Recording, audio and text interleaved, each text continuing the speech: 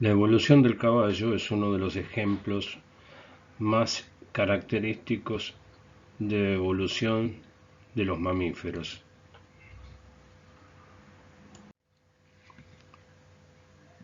Pese a ello, algunos investigadores insisten en que no es tan característico desde el momento en que se han encontrado fósiles de animales supuestamente más antiguos, más en superficie en las excavaciones. Y esto haría pensar de la convivencia de los distintos grados de evolución del caballo entre sí, como por ejemplo sucedió con la especie humana. Esto ocurrió en la cuenca de Wasatch, que está ubicada en el estado de Utah, en Estados Unidos de Norteamérica. Apareció este animal, el Eohippus, cuyos restos fueron hallados en esta zona. Estos restos fósiles fueron determinados o fueron ubicados como los más antiguos y correspondían a este animal Eohippus o caballo del amanecer, que era un animal de tamaño chico, no más de 30-40 centímetros, con grupa alta, cola larga, patas largas, 4 dedos en anterior y 3 dedos en posterior, todos ellos con almohadilla plantar, corona dentaria chica, se alimentaba de hojas y de raíces.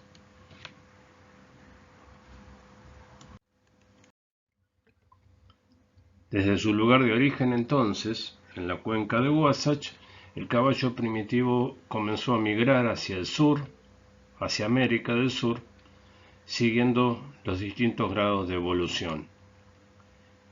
Nuevamente vuelve en la corriente migratoria hacia América del Norte y hacia finales del Pleistoceno pasó hacia el continente asiático y el continente europeo.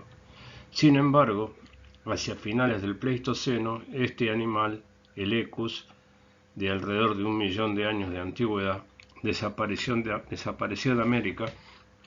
Tal es así que cuando llegaron los primeros conquistadores, no existían caballos en el continente americano. Entonces acá podemos ver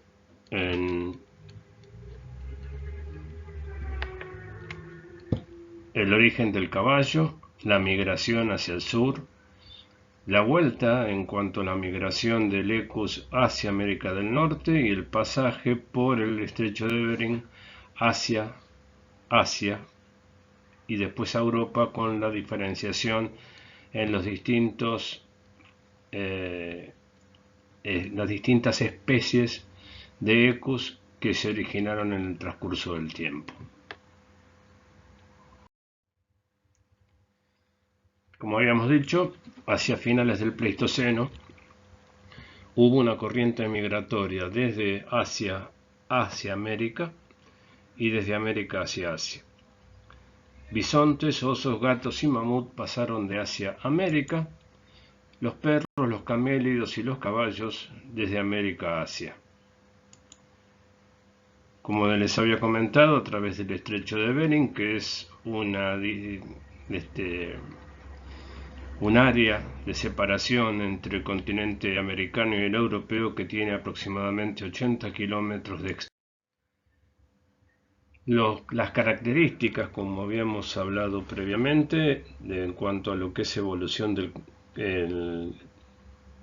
en cuanto a los cambios, el tamaño, la alzada, desde muy chico de 30 a 40 centímetros, animales que pueden tener 1,70 m de alzada, el tamaño de la cabeza, correspondiéndose también con el tamaño y el desarrollo del cerebro, la masticación, que era primero por aplastamiento, con dientes de corona corta, que después fue modificándose a una masticación lateral, el desarrollo del cerebro, como habíamos hablado, correspondiéndose con el desarrollo de la cabeza, la posición inicial frontal de los ojos, que después se fue lateralizando, el desarrollo de los dientes, la estructura y el largo de los miembros, la conformación de los mismos, el desarrollo de los dedos con las almohadillas plantares y posteriormente la desaparición de estas mismas almohadillas plantares y la modificación de un desarrollo del tercer dedo principal y la retracción o la atrofia del segundo y el cuarto dedo.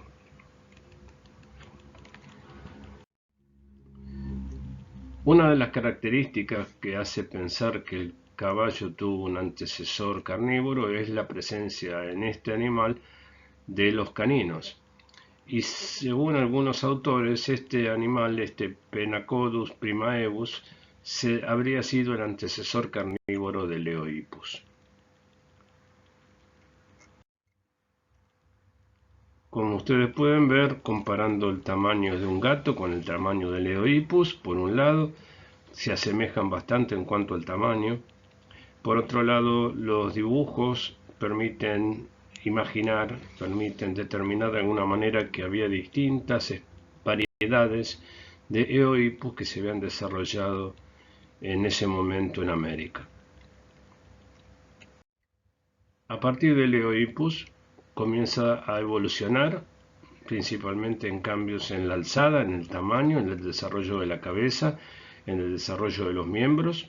Aparece entonces el Orohippus, posteriormente a este el Mesohippus. Mantienen los tres dedos en posterior, los tres dedos en anterior, los cuatro dedos en posterior. El Miohippus de la misma manera. El Merihippus es uno de los eslabones de la evolución del caballo más característicos. ¿Por qué? Porque ya adopta una conformación muy similar al caballo, la posición lateral de los ojos, el desarrollo de los dientes, la cobertura de los dientes con esmalte, porque ya deja de ser ramoneador para transformarse en herbívoro y consumidor de forraje, y el esmalte lo que hace es proteger el diente del desgaste. La soldadura de radiocúbito y tibia y peroné, que le permite una mayor agilidad en el movimiento y mayor velocidad. La retracción de los dedos segundo y cuarto con desarrollo del dedo tercero principal, y esto hace de que en la evolución lleguemos al Pliohippus o último caballo de tres dedos o primer caballo de un solo dedo, para posteriormente diferenciarse en algunos caballos que continuaron la evolución a Equus y fueron los que retornaron a América del Norte desde América Central, y otra rama de la evolución del caballo que continuó hacia América del Sur.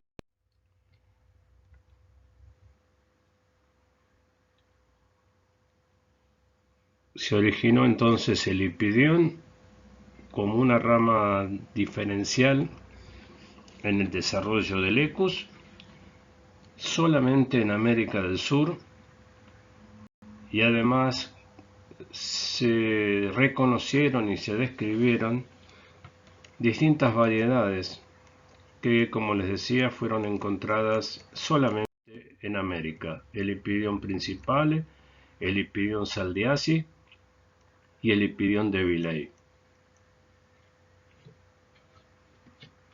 De acuerdo a como se puede ver en este cuadro, la distribución en toda América del Sur de las distintas variedades.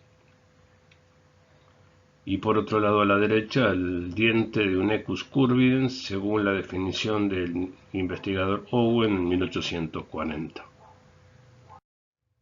Finalmente, hace 1 millón de años, aparece el Equus, o caballo moderno, que, como yo les decía previamente, evolucionó en América, en toda América, y migró a través del canal de Bering hacia Asia, Europa, África, diferenciándose después en las distintas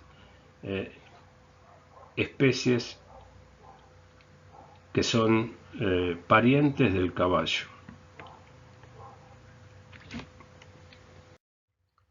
Y acá tenemos un cuadro para graficar de alguna manera los tiempos cronológicos en la evolución del caballo, desde su origen en el Eoceno, sus progresivos cambios y evolución hasta llegar al Pleistoceno, donde el Equus aparece en la faz de la Tierra y donde hace la migración final hacia Europa y Asia.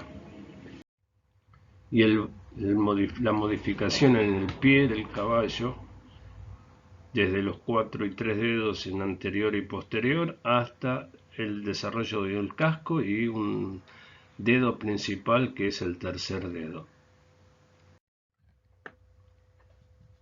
Vamos a hablar entonces de la domesticación del caballo. El caballo fue domesticado para algunos investigadores entre los 3500 y 4500 años antes de Cristo, en distintos lugares: Mongolia, Ucrania, Península Ibérica, China y Siria.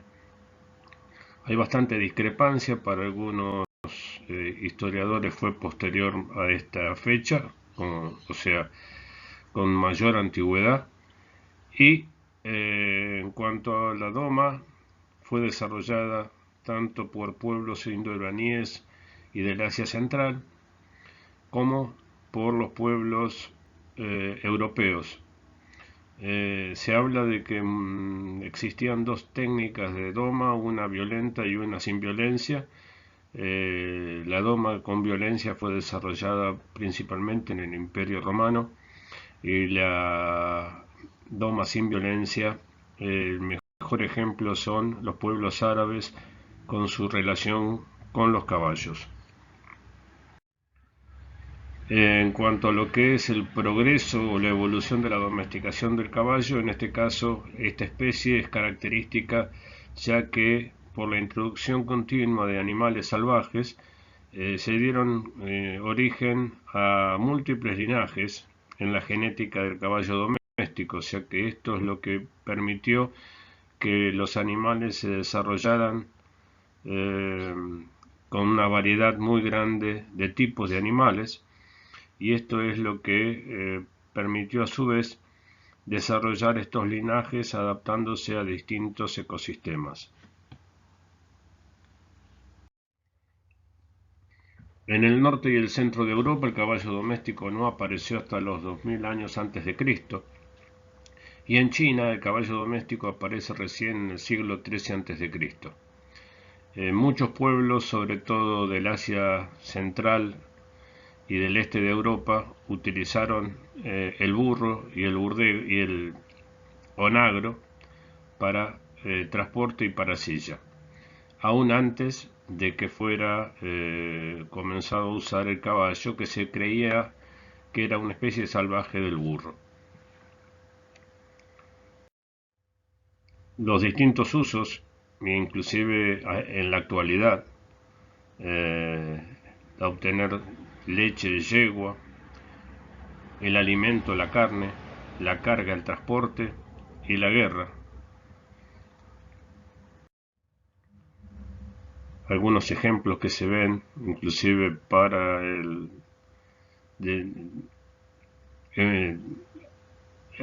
traer los botes a tierra desde los ríos o desde la costa, hacia la costa desde las zonas de mayor profundidad.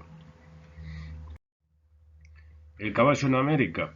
Bueno, ya hablamos de que el caballo era originario de América, pero que cuando llegaron los conquistadores no encontraron equinos. Había desaparecido alrededor de 8000 años antes de Cristo, hacia el final del Pleistoceno. Sin embargo, los caballos que pudieron migrar y trasladarse a Asia, Europa y África pudieron sobrevivir.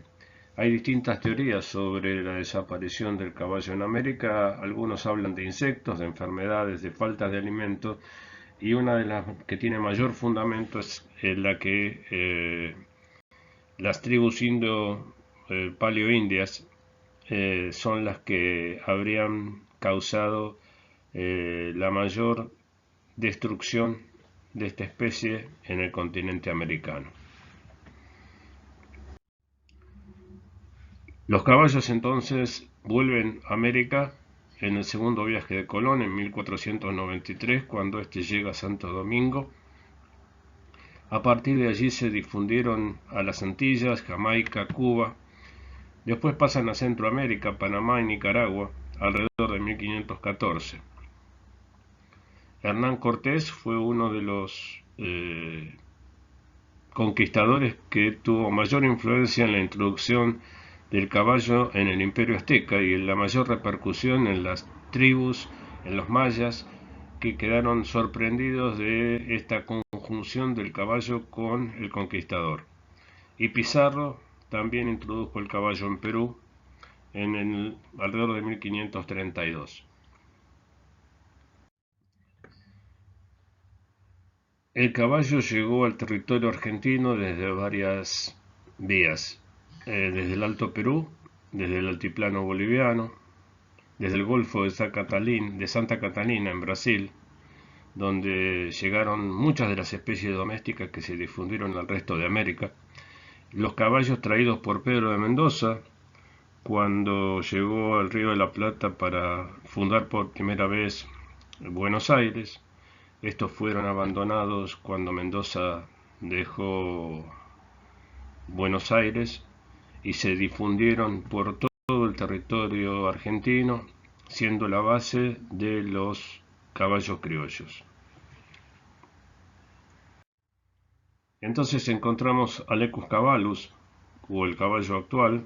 Dijimos que lo encontramos a partir del Pleistoceno, difundiéndose principalmente en Europa y en Asia. 32 pares de cromosomas, y esto es lo que nos permite determinar la característica de la especie del Equus caballus. Y como podemos clasificar entonces taxonómicamente el equino como perteneciente al reino animal, al filum o tipo cordados, o sea que tienen una cuerda dorsal que da origen al cerebelo y a la espina dorsal. El subfilum vertebrados, porque tienen cabeza, tórax y extremidades. Mamíferos, porque son animales de sangre caliente, cubiertos de pelos que amamantan a sus crías. Perisodáctilos, con dedos impares, animales herbívoros no rumiantes, y donde nos encontramos el parentesco que tienen el caballo con otras especies como el rinoceronte. Suborden Hipoidea, Equidae, género Equus y especie Caballus, Asinus y Zebra. Entonces vamos a hablar dentro del género Equus las distintas especies. El Equus Ferus Kemerinix o Tarpan, que es el caballo salvaje europeo, pertenece al continente asiático, está extinguido a mediados del siglo XIX. Tiene 32 pares de cromosomas y es el que podemos suponer que fue el antecesor más antiguo conocido del caballo doméstico. Una variedad forestal y una variedad esteparia, una más rústica que la otra. Lo que suponemos que puede llegar a ser un híbrido por la cantidad de cromosomas. El Equus Przewalski o Przewalski es el caballo que derivaría del Tarpan, con una semejanza muy importante en cuanto al fenotipo, pero con 33 pares de cromosomas. Y aún hoy se mantiene en reservas justamente por su caudal genético. Dentro de las cebras, el Equus burchelli o cebra común de la planicie, con 22 pares de cromosomas. El Equus cebra o cebra de monte, en Sudáfrica, 16 pares de cromosomas. La cebra de Grevi en Kenia y Etiopía. El Equus quagga, que es una de las especies más llamativas, pero extinguida, y ha sido objeto de un estudio, de un proyecto, el proyecto Quagga, para tratar de recuperar la especie a partir de la cebra de la planicie. El Equus aemmonius onager o onagro era uno de los animales utilizados en la antigüedad antes que el caballo, junto con el asno. El Equus kiang en la zona del Tíbet. El Equus aemmonius kulan en la India e Irán, muchos de estos mantenidos en reservas con muy poca cantidad de ejemplares, o sea que son animales que están en serio riesgo de extinción. El Equus aemmonius kur. El Equus asinus o asno común, 31 pares de cromosomas. El Equus africanus somalicus o asno de Somalia, único asno salvaje en la actualidad, en peligro de extinción porque en Somalia creen que la grasa de este animal puede curar las lesiones en piel de tuberculosis. Y dentro de los híbridos del caballo podemos hablar de la mula, que tiene 63 cromosomas. Es el híbrido obtenido del apareamiento de un burro con la yegua, características fenotípicas muy similares al burro, pero de mayor mansedumbre. De acuerdo a las cruzas que se hagan, podemos obtener mulas de silla o mulas de tiro o de carga. El burdégano, que es el apareamiento inverso entre el padrillo y la burra, es menos dócil y casi no se utiliza, más allá de que hay en Colombia, en Venezuela se lo utiliza mucho.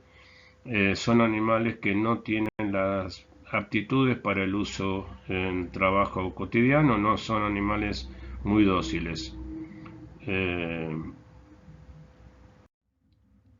Y dentro de las cruzas o las hibridaciones raras, cuando el caballo fue cruzado con las cebras, se lo denominó cebroide, pero también podía ser apareado con el asno. Entonces se definió, por un lado, el apareamiento de la cebra con el caballo como cebrallo. En este caso vemos la cebra madre con su cría y el caballo ha sido el padre, y el cebrazno utilizando el apareamiento del burro por la cebra. Muchas gracias.